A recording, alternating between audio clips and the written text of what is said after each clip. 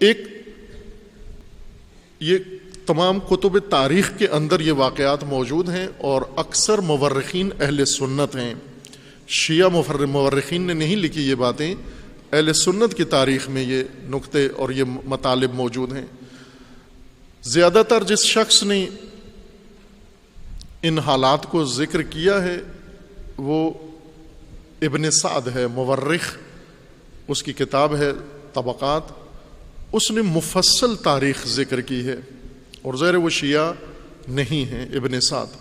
اسی طرح دیگر جو مورخین ہیں معروف، طبری اور دوسرے، انہوں نے، طبری نے منتخب تاریخ لکھی ہے، تول کے لکھی ہے، طبری نے باقاعدہ سیاسی تاریخ لکھی ہے، یعنی اس طرح سے کہ اس نے دیکھا ہے کہ حکومتوں کی ایما کیا ہے، حکومتوں کی مرضی کیا ہے، طبری نے وہی لکھا ہے۔ جس طرح آج کل آپ کے کالم نگار ہیں، ہر کالم نگار کالم لکھتا ہے، پہلے اسٹیبلشمنٹ کی نیت دیکھتا ہے، ان کے تیور دیکھتا ہے کہ اس وقت ملک کی اسٹیبلشمنٹ مقتدر حلقہ، مقتدر طبقہ جو پاکستان میں ہے، جس کی طاقت ہے، قدرت ہے، جس کے اختیار میں یہ مملکت ہے، وہ کیا پسند کرتا ہے، کیا ناپسند کرتا ہے۔ آپ پاکستان کے اندر جو 300-400 اخبار نکلتے ہیں روزانہ اور ہفتہ وار، ان سب کے اداریے اور کالم دیکھیں تو آپ کو بخوبی ان کے اندر نظر آئے گا کہ کس طرح سے یہ لوگ مقتدر طبقے کی نیت کے موافق و مطابق لکھتے ہیں، سب کچھ جو وہ سوچتے ہیں ویسا یہ لکھتے ہیں۔ تاریخ نگاروں نے بھی ایسا ہی کیا۔ طبری وہ تاریخ نگار ہے کہ جو مقتدر طبقے اور اسٹیبلشمنٹ کی نیت کا خیال رکھتا تھا، لیکن بعض مورخین نے اور معیاروں کے اوپر تاریخ لکھی ہے، اور جو کچھ اس نے نہیں لکھا وہ انہوں نے لکھ دیا ہے۔ طبری بھی ایک متأخر مورخ ہے، نہ کہ اولین مورخین میں سے ہے، ثانوی تاریخوں میں سے جو بعد میں دوسرے درجے پر، تیسرے درجے پر تدوین ہوئی ہیں،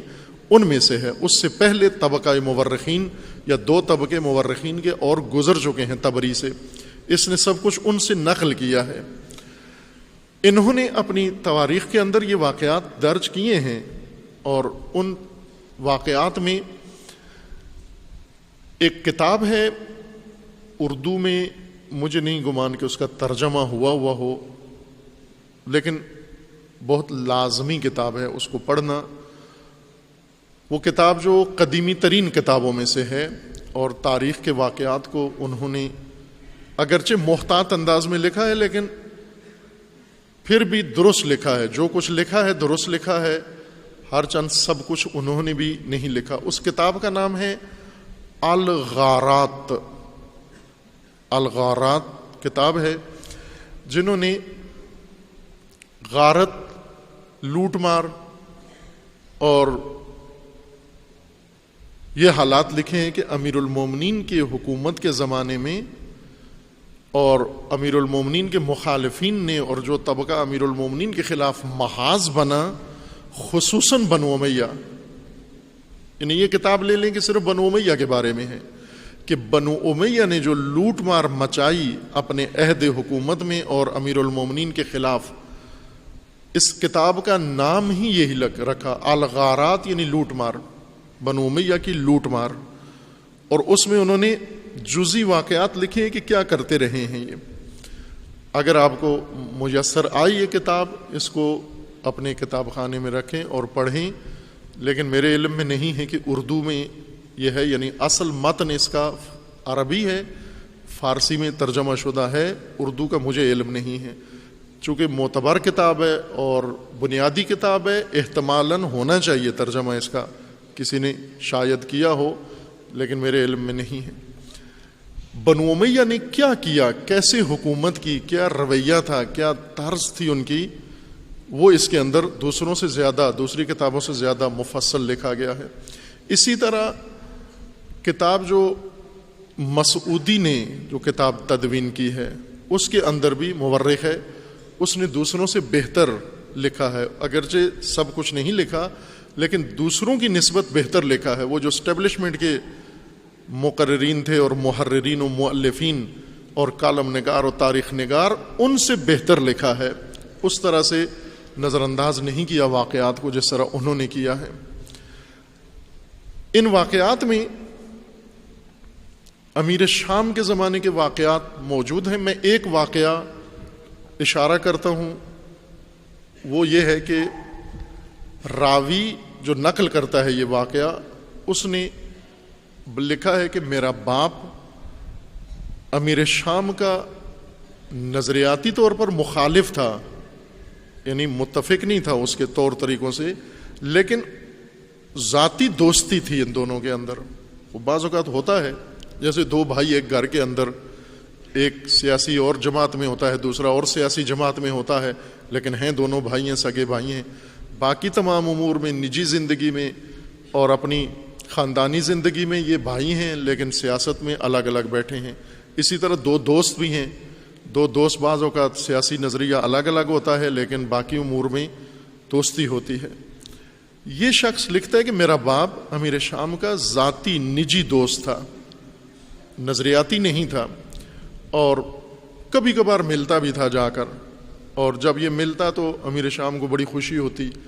وہ میرے باپ کے اعزاز میں بڑی بڑی دعوتیں اور کھانے اور دسترخوان چنوا دیتا، اور ہمیشہ دبے لفظوں میں تعریف بھی میرا باپ کر جاتا تھا امیر شام کی۔ یہ کہہ جاتا تھا کہ اتنا بھی برا نہیں ہے جتنا لوگ اس کو سمجھتے ہیں۔ کبھی کبھار ظاہر جب کھانا کھا کے آتا تھا اور بڑا رنگین دسترخوان ہوتا تھا، اس کھانے کا لقمے کا اثر ہوتا ہے، وہ واپس آ کے بعض اوقات یہ اظہار کر دیتا تھا اپنی محفلوں میں کہ اتنا بھی برا نہیں ہے جتنا لوگ کہتے ہیں۔ لیکن ایک دن کہا کہ میرا باپ مل کے آیا امیر شام کو، اور بہت ہی افسردہ، مرجھایا ہوا، پجمردہ تھا اور ناراحت، اضطراب اس کے چہرے سے لگ رہا تھا، اور گفتگو نہیں کر رہا تھا کچھ بھی، عام دنوں کی طرح خوشحال یا معمول کے مطابق نہیں تھا۔ تو میں نے پوچھا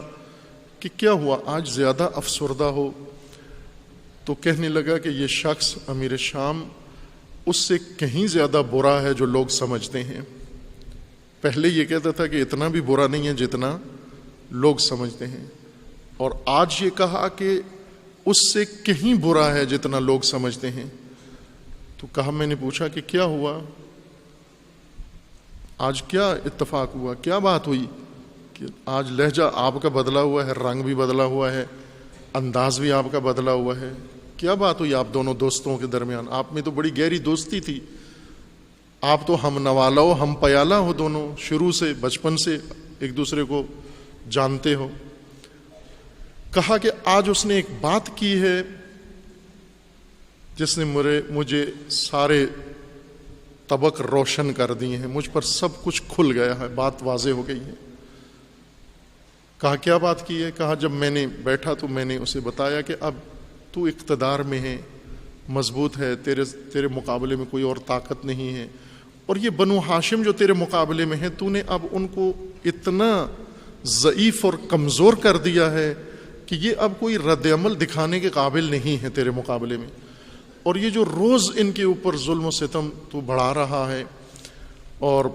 دیکھ رہا ہے۔ اس نے کہا دیکھیں زمینیں تو نے ان سے لے لیں، اموال لے لیے، جائیدادیں لے لیں، لان تان ان کے اوپر ممبروں پہ کروا رہا ہے، برا بلا کروا رہا ہے، کہیں ان سے کسی کو ملنے نہیں دیتا، کسی شہر کے اندر ان کے ماننے والوں کو تو چین سے بیٹھنے نہیں دیتا، اور اب تو نے اتنا ان کو سختی میں رکھا ہوا ہے کہ یہ کسی رد عمل کے قابل نہیں ہے۔ بنو ہاشم صرف اپنی معمول کی خاندانی زندگی بسر کرنے دیں اس کو، اور اب تو تھوڑا سا اپنے رویے میں تبدیلی پیدا کر، ان کے اوپر جو ظلم کر رہا ہے وہ ختم کر۔ تو بفر گیا، غصے میں آ گیا امیر شام، اور غصے میں آ کر کہا کہ تو کیا کہتا ہے کہ یہ ختم ہو گئی ہیں؟ کس نے کہا ہے یہ ختم ہو گئے ہیں؟ کہا تو نہیں سنتا 5 وقت کی اذان؟ سنتا ہوں۔ کہا اس اذان میں نہیں سنتا کہ 5 وقت ہر مسلمان ہر نماز میں کہتا ہے اشہد ان محمد الرسول اللہ؟ کہا سنتا ہوں میں۔ کہا تو محمد ہاشمی ہے، تو کیسے کہتا ہے یہ ختم ہو گئے ہیں؟ میری حکومت کے اندر 5 وقت ان کا ذکر ہوتا ہے، ان کے نام سے نماز ہوتی ہے، ان کے نام سے عبادت ہوتی ہے، محمد کا تذکرہ ہوتا ہے، تو کس طرح سے کہتا ہے کہ میں نے بنو ہاشم کو کمزور کر دیا ہے اور اب یہ کوئی رد عمل دکھانے کے قابل نہیں ہے؟ اور اس کے بعد اس نے وہ جملہ بیان کیا افسوسناک، وہ عبارت بہت سخت عبارت، اس نے کہا کہ جب تک میں اس نام کو دفن نہ کر لوں میں چین سے نہیں بیٹھوں گا، جب تک یہ نام دفن نہ کر دوں میں اس وقت تک میں چین سے نہیں بیٹھوں گا۔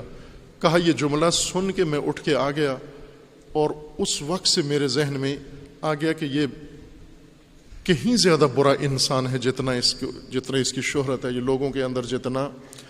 بدنام ہے،